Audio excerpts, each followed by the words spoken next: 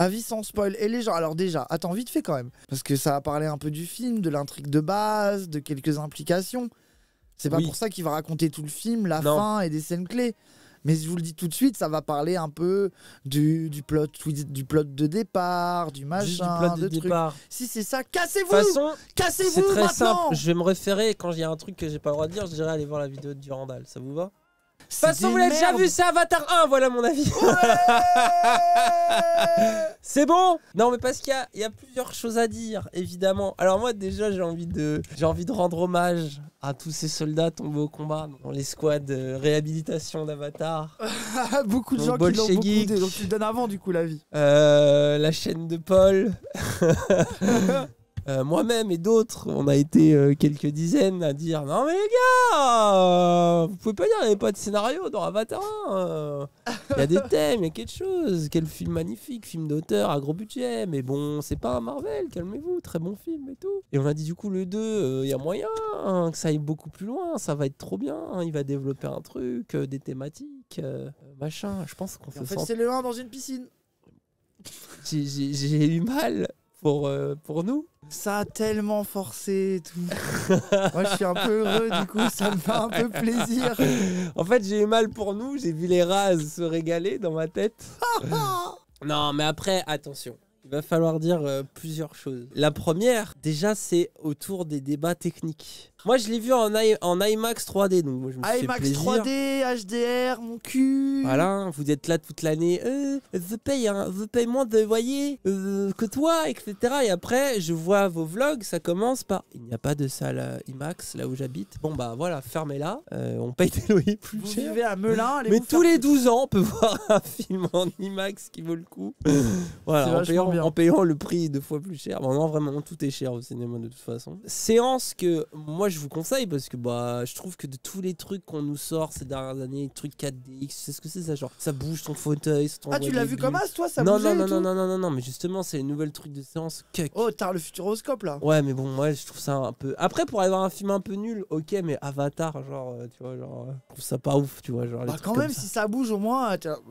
Ouais, mais attends, mais on est d'accord, si t'es en train de bouffer, ça bouge en même temps, ça. Bah c'est non, mais voilà, c'est bon. Ouais, en tout cas, moi je trouve le truc qui est toujours cool, c'est IMAX. Sinon, allez le voir en 3D, plutôt en 3D quand même, parce que tu sais la 3D, moi je regarde aucun film en 3D, je trouve ça éclaté. Tu l'as vu avec les lunettes et tout là? Ouais, t'es obligé d'avoir les lunettes. Mais Avatar, c'est comme Avatar 1, c'est le meilleur film en 3D, donc ça marche très bien. Donc allez le voir comme ça, c'est fait pour. C'est une démo technique en fait, c'est ça? Non.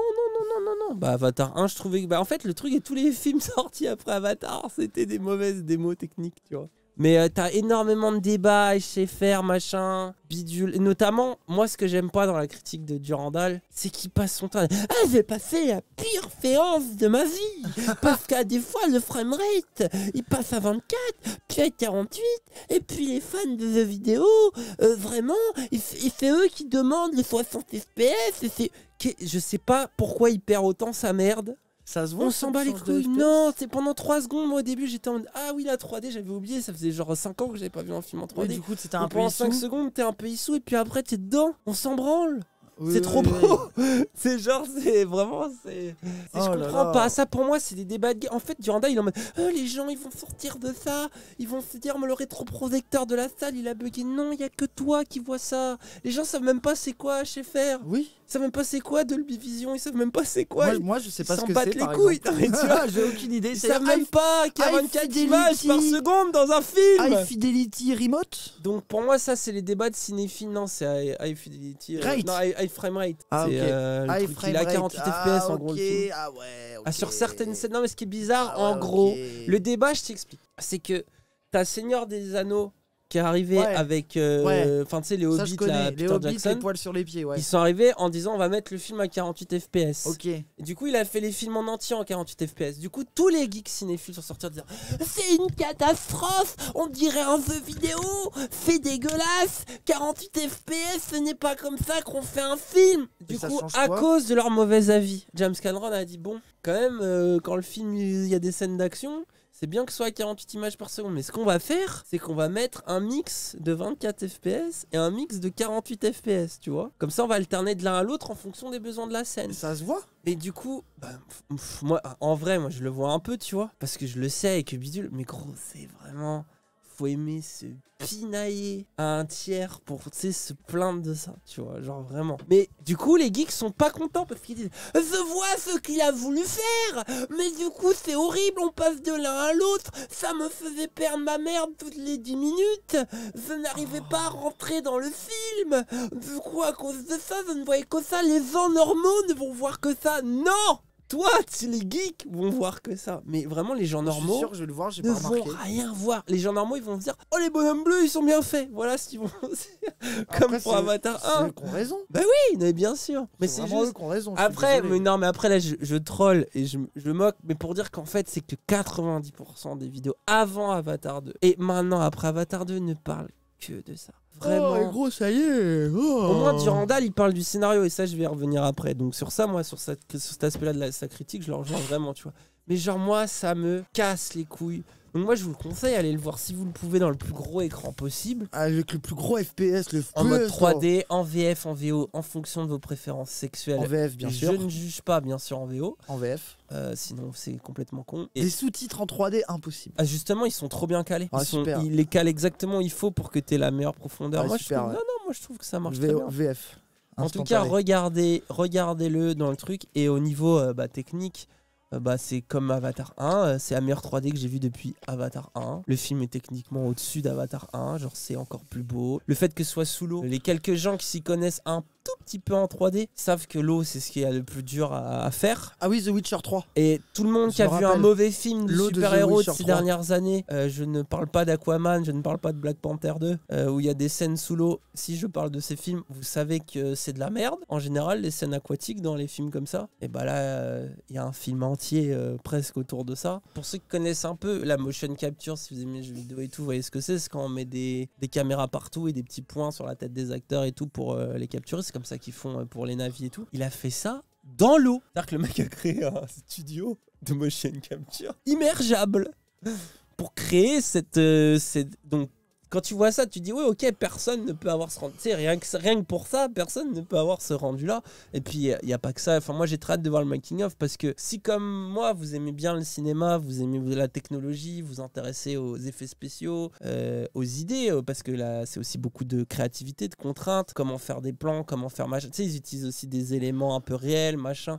C'est passionnant et évidemment que ça met une claque à toute l'industrie et que probablement que dans les 10 prochaines années, à part peut-être Avatar 3 et 4, rien ne va ressembler à ça, en tout cas qui va être aussi beau, aussi soigné. Et pareil, c'est depuis Avatar 1, tu vois, genre Avatar 1 qui met déjà encore une branlée à la plupart des films qui sont sortis. Et donc rien que pour ça, rien que pour l'expérience, c'est vraiment un film qui dit viens au cinéma, viens prendre une claque technique, viens au cinéma, graphique, viens voir un peu ce que ça pourrait être le futur de l'humanité. Moi en fait, je sais pas, mais c'est peut-être ma fibre nerd, hein, mais moi ça me fait vibrer juste ça, tu vois, avant même de parler du reste. Juste t'as ça, pris moi, ton plaisir de geek, un peu fan de technique. Mais même au-delà de ça, moi je trouve que c'est pas qu'un truc de geek parce que justement, je pense à tous les gens qui ont aimé Avatar 1 et qui sont pas des connards de geeks qui se disent ah, le SFR gasse tout, le SFR gasse tout. Tu sais, je pense aux gens normaux comme mes parents, tu vois, et tout, etc. qui sont en mode de fou, mais moi je vois trop ça dans ma famille, mon père me disait ouais, les humains, tu sais, genre mon père il partait dans des manies de ouais, on est allé sur la lune, tu sais, genre on fait ça, tu vois, genre le plaisir de les humains, bordel, à la base, on est censé être des petits singes là, à la con. On est là à attendre avant les vautours. Vas-y, on va aller bouffer à bête, tu vois. Et on fait ça. On fait des trucs, on met des caméras, des trucs bioniques dans l'eau pour faire des histoires avec des bonhommes bleus qui disent on est en train de baiser la planète là. Ouais. C'est trop bien. Refais le geek HFR, je t'en supplie. Va faire Meilleur moment de la critique. Va falloir le voir en 2D, en 24 FPS. Vraiment, ça devient difficile aujourd'hui, le cinéma de nos jours. Moi, je voulais une séance VO, très important. Et je voulais une séance 24 FPS 2D. Et dans mon village de Tartampion, du Fion, il n'y avait que la VF 4DX. Oh oui, oui. Tout ça pour avoir des jeunes qui font du bruit. On se croirait au Grand Rex. Le cinéma n'est plus ce qu'il était. Boycottez-le. Après, je vais aller le voir 3 fois quand même. pour être sûr. Pour vous donner mon avis, après un troisième Sur le 24 visionnage, FPS. pour faire mon 4e vlog sur Avatar 2. Ah, c'est bon. Hein. Oh, let's go. Bon, alors, attends. Non, mais en vrai, Dudu, il est Dudu, force à toi. Parce qu'en fait, on croyait que j'attaque Dudu, même s'il Non, a on l'aime beaucoup trop. perdu sa merde. Mais c'est vraiment toutes les vidéos ne parlent que de ça. Oui, pour c'est ça pas que lui, c'est pas que lui. Toxique. En vrai, t'as 2 vidéos magnifiques, c'est celle de la chaîne de Paul, celle de Bolshevik qui sont très bien. Parce que ça parle d'Avatar, de son implication, machin. Même celle de la chaîne de Paul, parce que Bolshevik, c'est un peu l'angle. Pourquoi les gens aiment pas l'angle politique. Et la chaîne de Paul, c'est plus pourquoi Cameron veut faire des avatars. Et en gros, il explique plus ou moins dans la vidéo. Et d'ailleurs, il faut voir Avatar 2 dans cette perspective. C'est un des objectifs du film, et il est clairement réussi. C'est qu'Avatar, James Cameron, il est en mode pour que. Il est dans une logique, il aime pas la culpabilisation. Il est en mode pour que les gens ils aiment quelque chose, il faut qu'on leur montre, tu vois. Il faut que pour que tu t'attaches à quelque chose, pour que tu aies envie de le défendre, il faut que tu l'aimes. Et donc il faut te rendre compte. Et dans Avatar 1, c'était waouh, il faut aimer la nature, la forêt. Et là, c'est les fonds marins. Et c'est un expert des fonds marins. Il a fait, pour ceux qui le savent, il a fait plusieurs documentaires autour des fonds marins. Non, justement. Ah, c'est pas des documentaires? Ça, c'est des films. Ah, okay. Mais tu vois, c'est déjà des films qui parlent de ça. Et c'est un obsédé par les fonds marins et tout. Oui, et dans les algues et les planctons, quoi. Ouais, et ben d'ailleurs, la forêt d'Avatar 1 était très inspirée par la mer. Ça se voyait dans plein d'aspects. Du coup, est-ce que les algues sont inspirées par la forêt, du coup, dans le 2? Dans la mer? Non, tout est inspiré de l'eau, pour le coup. Ça se voit qu'il aime que ça, d'ailleurs. Mais du coup, bah, il y en a, ils disent c'est Thalassa. Mais en vrai, c'est Thalassa en 3D, c'est magnifique. Et il y a toute une partie en fait, t'as les 2 tiers du film qui se passe dans l'eau. Mais t'as toute une partie un peu comme Avatar 1, on va y revenir ça d'ailleurs, ne vous inquiétez pas, qui se passe en mode découverte du monde de l'eau, un peu de sa logique, de son biome. Quoi. Et comme Avatar 1, c'est ultra cohérent, c'est beau. Franchement, les 3 heures, moi, je les ai pas vues passer. Merci, TroDG, tu vois. Malgré, moi, le scénario m'a vite déçu, mais on va y revenir. Mais j'ai quand même pas vu les 3 heures passer. C'est pour ça, en fait, je trouve que ça vaut le coup d'aller le voir. Au cinéma. En mode 4DX, en mode spectacle, non, pas en mode 4DX, mais en mode je viens prendre une claque, voir un truc. Et c'est quand même très largement au-dessus. Des AAA? Ouais, de tout ce qui sort en termes de blockbuster, en termes de... Tu vis quand même quelque chose comme Avatar 1, tu vois. Sauf qu'il y a... Et c'est là le problème, peut-être, c'est qu'il n'y a pas l'effet de surprise du 1, dans le sens où on connaît déjà cette planète, même si la revoir, ça fait ultra plaisir et tout, etc. Bah, tu la revois avec un petit filtre. Mais il n'y a pas l'effet de surprise du 1, que ce soit sur la technologie, c'est-à-dire la 3D, à l'époque, ils avaient carrément changé les cinémas. Rappelle-toi, c'est quand même dingue. C'est vrai que c'est dingue. Ils ont fait les Sims, tu sais pas, ils ont fait évoluer les bâtiments de tout le monde entier d'un coup, et on avait tous vu la 3D, donc déjà à l'époque, on se prenait une claque. Il y avait la première fois qu'on voyait aussi des extraterrestres aussi bien faire. Rappelez-vous, avant c'était Gollum, on était en mode, Gollum c'est rigolo, mais on s'est pris une grosse claque la seconde d'après. Par rapport à Avatar 1, on avait cet effet waouh. Mais derrière, je trouve qu'Avatar, malgré ce que certains pensent, je trouve qu'il disposait d'un scénario simple, extrêmement efficace, un très bon scénario introductif, où on avait un personnage et puis il y avait tout ce truc de il est dans l'Avatar, c'est un humain, je m'identifie à lui. Et puis ce truc avec Bolshevik, on trouve qu'il dépasse un peu Pocahontas. C'est un peu radical, il devient littéralement oui, il trahit quoi, on a déjà fait le discours, on a déjà fait ce discours-là, vous connaissez machin. Et le message toile de fond, écologie, la planète, machin. Moi je trouve que, et je continue de penser qu'Avatar 1 est un film extraordinaire à ce niveau-là, tu vois. Mais la question qu'on se posait tous, c'est ok, et comment faire une suite avec ça ? Parce que là, tout est ouvert. Tout est ouvert. Ah bah j'imagine qu'il a fait un nouveau scénar avec plein de nouvelles idées, qu'il a vraiment, ça a été hyper original, des nouvelles implications, une toute nouvelle vision du truc et tout quoi. Surtout qu'on nous annonce c'est évidemment ce qui s'est passé. On nous annonce Avatar 2, Avatar 3, Avatar 4 et Avatar 5.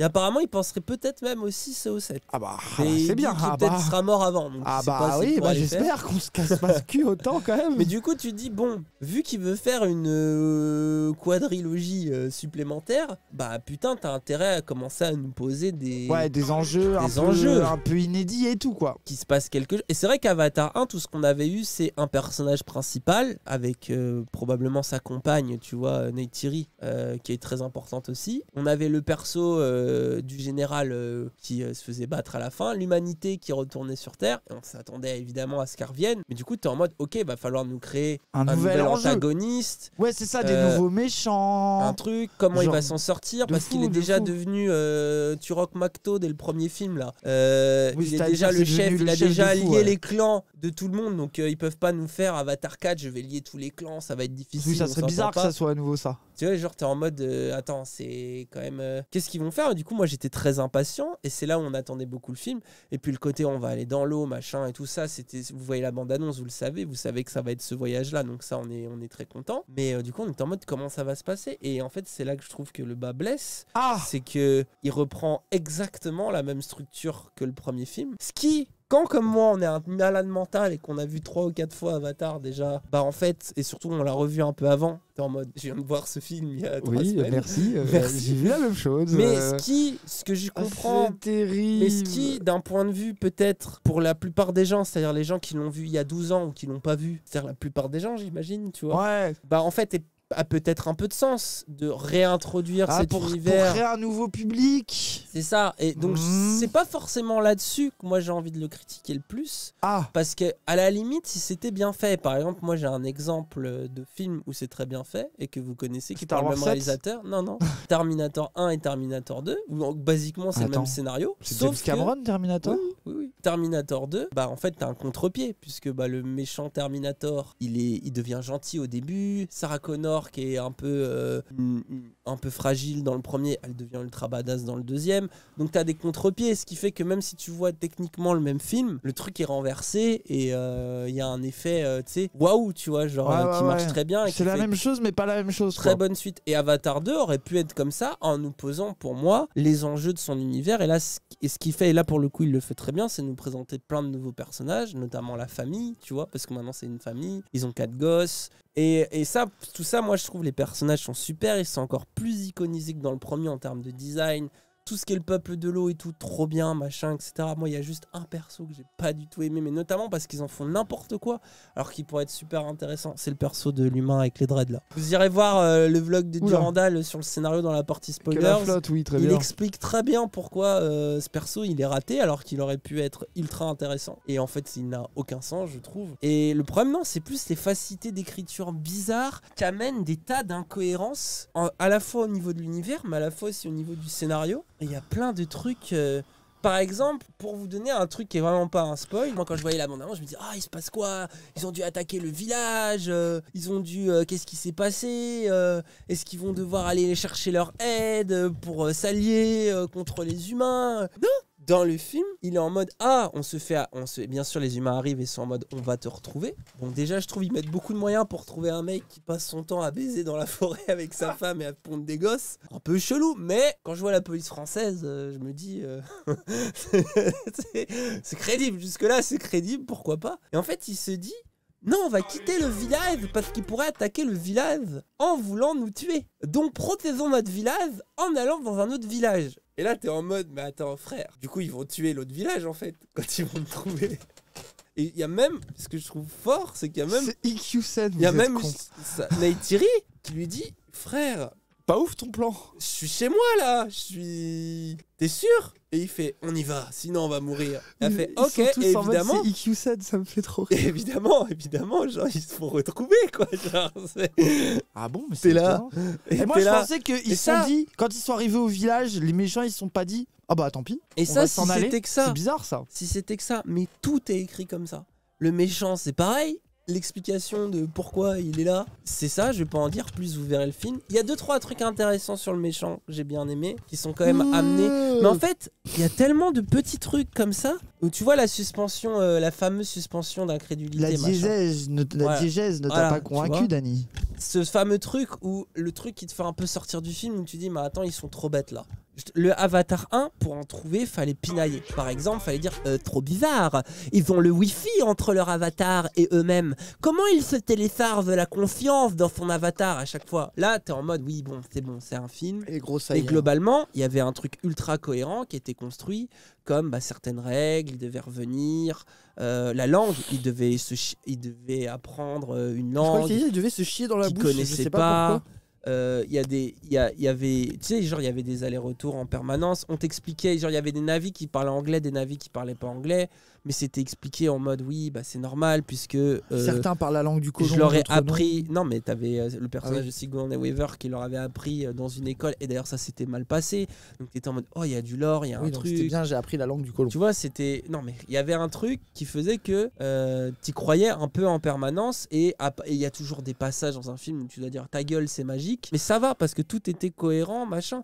Là justement par exemple la langue, il y a une phrase où il dit ah le Navi est devenu tellement naturel pour moi que c'est de l'anglais. Ils font ça évidemment parce que tous les dialogues doivent être joués en anglais et pas en Navi. Ah ça sous-entend qu'ils parlent Navi mais qu'on les entend en anglais quoi. T'es en mode du coup c'est bizarre. En fait il y a plein de situations où par exemple il y a des humains et des Navis et trucs, et tu sais genre tout le monde parle anglais et t'es en mode mais frère. Et puis je sais pas, il y a plein de persos, notamment le perso de l'humain là, Adred là, c'est trop bizarre. Déjà, humain à dread, déjà. Mais en gros, ça pareil, c'est des trucs, je crois que tu le vois normalement, je suis pas sûr. Oh, mais spoil, c'est bon. C'est Osef. Spoil. T'apprends que c'est un gamin, spoil il est tout. là. Ils ont renvoyé, parce qu'ils ont envoyé tous les humains à la fin de Avatar, sauf les gentils. C'est ce qu'ils disent à la fin d'Avatar. Donc ils disent, oh, on les a tous renvoyés sauf un gamin, parce qu'il était trop jeune Jean pour Dredd. se faire congeler. Et t'es là, attends, sur l'immense base, il y avait qu'un gosse. C'était Jean Dredd. C'était lui. Tu vois, en fait, c'est ce genre de facilité d'écriture où pareil. Il y a un Jean Dredd dans le bordel. Il t'invente un nouveau bail, un nouveau minerai ultra rare qui explique pourquoi les humains ils veulent tout détruire. Ok, pourquoi pas, tu vois. Sauf que là, ce qui est trop bizarre, c'est que dans le premier film, on dit on est sur cette planète pour ce caillou qui vaut une fortune. Ok. Et dans le deuxième film, on pourrait dire et en plus de ce petit caillou, il y a cet on autre est là caillou. pour ça et tel truc. Sauf que là, ils te refont la même scène que dans le 1, mais avec un autre truc en me disant on est là que pour ça. Oui, le film est éclaté, hein, quoi. Bon, ok. C'est que des petits trucs comme ça où t'es en mode comment un truc aussi maîtrisé techniquement où le mec ils ont passé 200 interviews à dire avant de faire Avatar 2 on a écrit un scénario pendant 12 ans. Oh non. Peut avoir avoir des des faiblesses. On a développé notre piscine à motion capture pendant 12 ans, ça aurait été plus crédible. Des faiblesses d'écriture pareilles. Et pour les autres, franchement, là, je trouve la vidéo de Durandal où il explique par A plus B. Bon, lui, il a vraiment détesté le film, hein, globalement. Oui, forcément un peu, mais... Mais en tout cas, sur le scénario, il a vraiment raison sur toutes les incohérences, machin. Après, cela étant dit, ça reste puissant et bien raconté. C'est-à-dire que les 3 heures, comme je dis, tu les vois pas passer, c'est pas juste parce que c'est beau. Hein. Si un truc beau et chiant, tu t'emmerdes au bout d'un moment, tu vois. C'est aussi vraiment bien raconté. Moi, je trouve que les personnages sont... beau et con à la fois. Ce qui est dommage, c'est que les enjeux sont mal amenés, mal racontés. La saga Avatar dans son ensemble, je suis en train de me dire, bah, faut voir ce que Avatar 3 va amener comme antagonisme, comme enjeu, comme conflit. Parce que là... Bah en fait, c'est le film que je voulais voir, c'est-à-dire Avatar 2. On me dit, bon, ça sera Avatar 3. Est-ce qu'on pourrait dire que le scénario a pris l'eau? Un peu. Je suis très content. Je pense que Cameron l'a fait parce qu'il s'est dit, après vous avoir émerveillé avec la forêt, je veux vous émerveiller avec les fonds marins. Regardez comme c'est beau. Et comme vous ne regardez pas mes documentaires scientifiques où je me tape une queue, eh ben je vais vous prendre Avatar, le truc que vous avez adoré, et je vais vous forcer à regarder les fonds marins. Dans Avatar 1, il y a quand même un truc où ils sont dans la forêt et ils se déplacent à pied, ils font des petits dodos, ils fument des pétards, non ça j'ai un peu imaginé, mais ils fument des pétards sur des trucs d'arbres, ils regardent le ciel étoilé, tu vois, et ça me fait rêver ça. Alors que là, bon, bah, ils nagent comme des poissons pendant 2 heures en ayant envie de crever, d'avoir arrêté de respirer, je bande un peu moins. Oh ouais, en fait, j'ai plus de mal à m'identifier. En plus, comment tu fais pour fumer sous l'eau? C'est pas pratique ça. C'est cool. En vrai, c'est cool. Ok, bon, bah écoute, mais après, petite désillusion. Par contre, tout ce qui est perso, vraiment trop bien. C'est quand même super bien raconté, malgré tout. Malgré en fait, c'est ça, elle te saute aux yeux. Tu vois, il n'y a pas d'Uncanny Valley au niveau des animations, ce qui est extraordinaire. C'est plutôt un Uncanny Océan. C'est au niveau. T'as de l'Uncanny Océan au niveau au niveau du scénario, parce que t'es en mode. Ils l'ont revu le film. T'es en mode. Ils comprennent. Par contre. Par rapport à Avatar 1, pour quand même lui donner aussi du crédit, par exemple, moi, un truc que je trouve faible dans Avatar 1, c'est la bataille finale. Là, la dernière heure, c'est une bataille grandiose.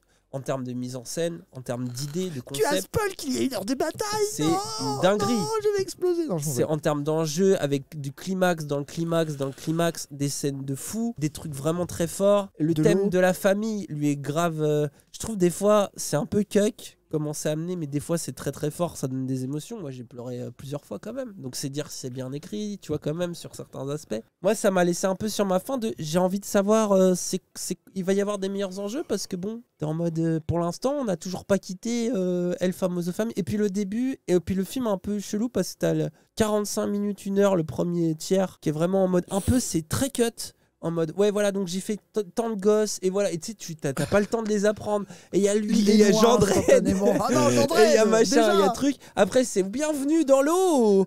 Découvre, et là, c'est 1h30 de contemplation, mais je trouve que ça marche très bien. Et après, c'est le dernier tiers, c'est de la grosse baston, trop stylé, un peu iconique. Mais t'es un peu en mode, ok, et du coup les enjeux, parce que t'as un moment, les humains ils disent quand même, ça y est, cette fois on vient pas juste pour les ressources, on vient pour coloniser et vivre ici. Et tu fais, ah ok, donc ça explique peut-être.